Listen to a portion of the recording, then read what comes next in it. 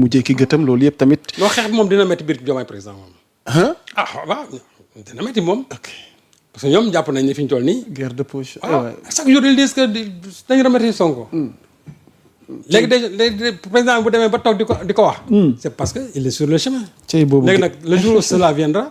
bon ñoom ils vont se nañ rente seen biir pour ñu xool kan mooy ñëw. cey boobu guerre de positionnement alors sëñ Saliou Gueye boo nu ko mayee soxna tuuti dama bëgg nga dikk ak man ci yor-yor woowu nga xamante ni dafa fësal ca UNAM benn rapport bu accablant sëñ Saliou Gueye de la Cour des comptes.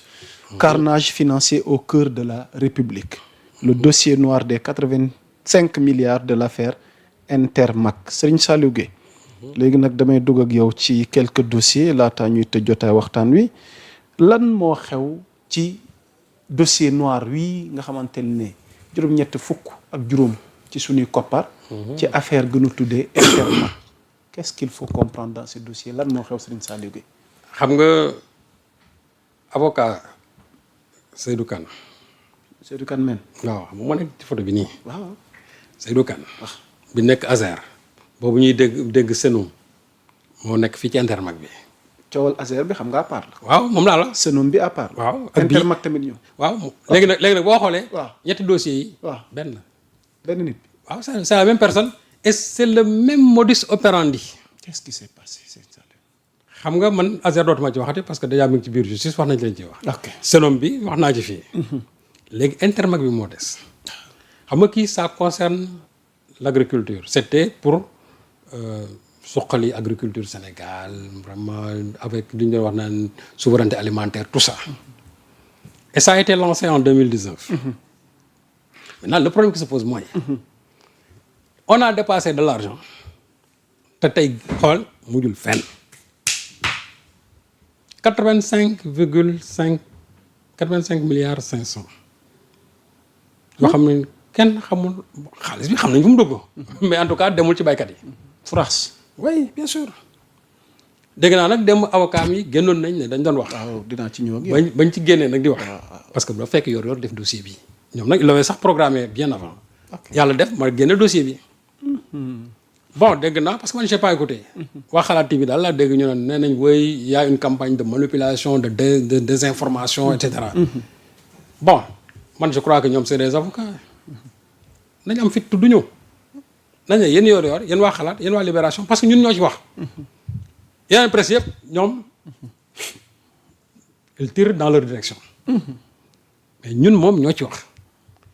mais yaa Moussa lii te bu ñuy wax ci dañ ko sukkandiku ci rapport Cour des comptes. le rapport 027 Cour des comptes décembre 2025 ci loolu la ñu sukkandiku pour wax lii. donc bu ñu naan campagne de désinformation kon ñoom nañ ne yéen waa Cour des comptes ngeen wax dara du dëgg. wala ñu ne yéen waa Yor Yor yéen waa Xalaat TV yéen waa Libération yéen dañ leen porter plainte pour diffusion de fausses nouvelles. mais loolu amu ci. li ma jot a cof ci seen conférence de presse bi. ñoom néewuñ de.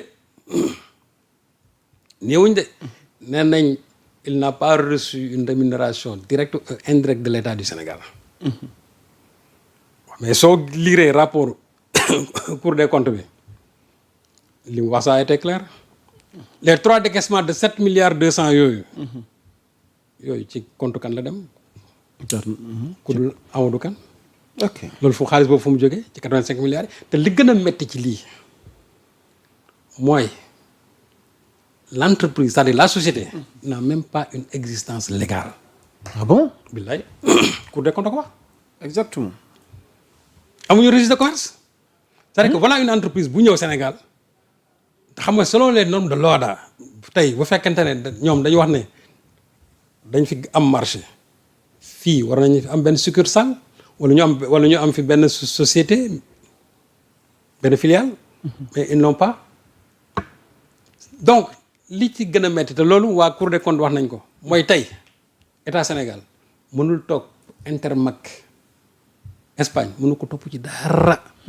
waaw parce que dañu jëflanteeg une entreprise illégale une société illégale boo xamante ne nii amul registre de commerce. fictif. alors que en réalité selon les normes de l'OHADA ñoom war nañ am fii registre de commerce de ce fait bu subaa bés bu ñu leen di topp ñu xam ne dañ leen topp selon le droit bi nga xamante ne moom mooy régir l'OHADA logiquement. léegi nag loolu nag amu ci mais comment se fait-il que loolu amul Abdoulaye Daouda Diallo qui était à l'époque le ministre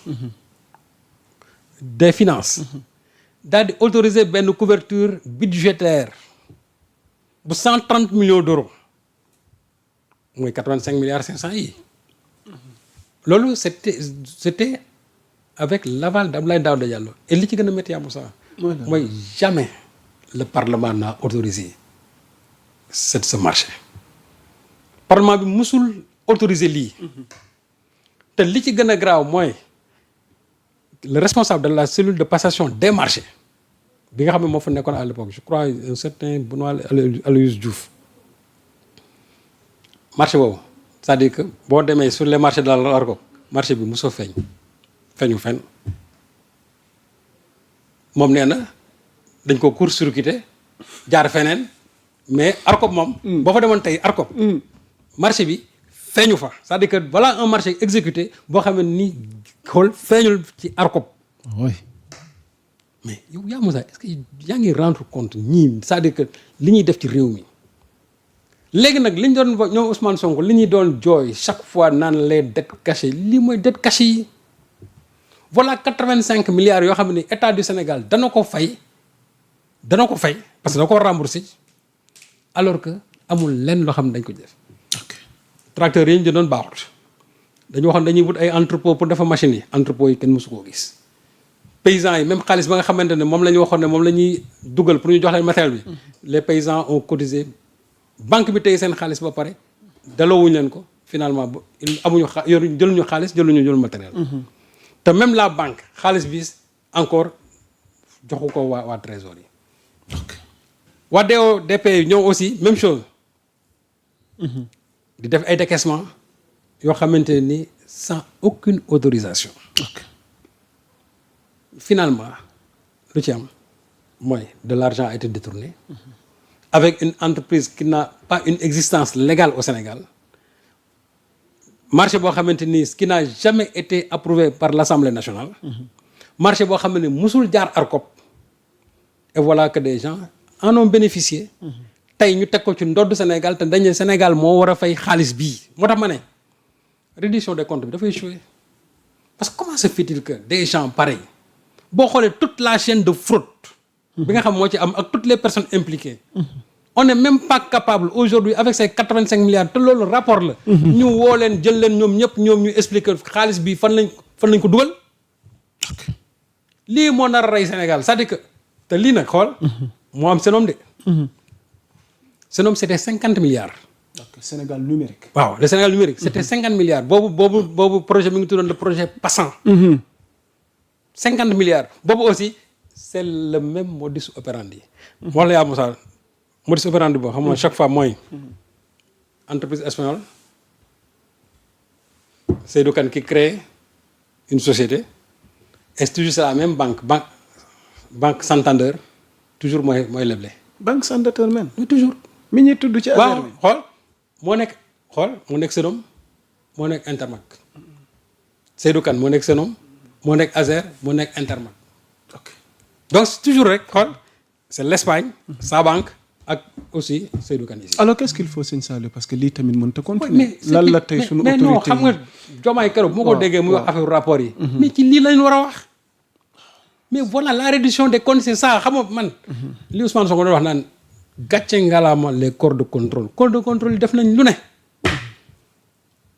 c'est-à-dire que seen liggéey ils l'ont fait mais il faut se rendre compte que vraiment la justice est à la traîne. je ne parle pas de toute la justice mais wax dëgg yàlla. vraiment d'un certain côté la justice est à la traîne. parce que mënoo am rapport yu mel nii ñu wax ci lu mel nii te ñi nga xam ne ñoom ñoo la concerné kenn du leen woo. 85 milliards yoo xamante nii état Sénégal moo ko nar a fay. ci nii loo xamante ne nii mais Abdoulaye Daouda Diallo naa leen noonu dañ ko waroon woo. pourquoi moom en tant que ministre. mu def une autorisation budgétaire de couverture budgétaire ci marché bi alors que l'Assemblée nationale n'a jamais été saisie du dossier alors que la procédure de passation du marché n'a jamais été effectuée parce que boo demoon tey dans les livres de l'ARCOP doo ko fekk. léegi ñu wax dette cachée yi lii mooy dettu Sénégal yi nga xamante ne jaarul fenn ba pare Sénégal war a fay bor yi 85 milliards ci nii te ñi ko def ñu ngi fii toog. ñu bëgg leen a bàyyi. y a un problème dans ce pays moo tax ma ne vraiment quand le président Diomaye dit que je ne sais pas la justice mais moom xam na ne justice bi defuñu seen liggéey waaye en tout cas li ñu war a liggéeyee moom. liggéeyuñ ko ci dossier yi. exactement. waaw li ñu war a liggéeyee léegi nag les avocats de Seydou Kane moom. waaw non loo wax ci seen sortie. non ñoom tapé nañ sur la table. non sortie bi. waaw non sortie bi diversion la. ah bon ak li ñuy wax yëpp. non diversion la tamit. parce que wedduwuñ dara. ñoom bu ñu waxee nan oui au moment yëpp nañ la mën a toppee ay 900 millions ba pare bàyyi 37 milliards fii waaw non 37 milliards bàyyiwuñu ko de mais 900 millions nañ ci wax. xam nga même su doon dërëm. et c'est ça aussi grave parce que ñoom xamuñu loolu suñu ko waxee dugal nañ seen waa ji. ok yow nga ne bu ñu topp 900 millions mais nañ wax 37 milliards déedéet ñun ci 900 millions wax 37 milliards yi xam ngeen fa mu dugg. ok kooku n'est-ce pas du mu ngi ci loxoy justice. kon kay nañ ci noppi léegi.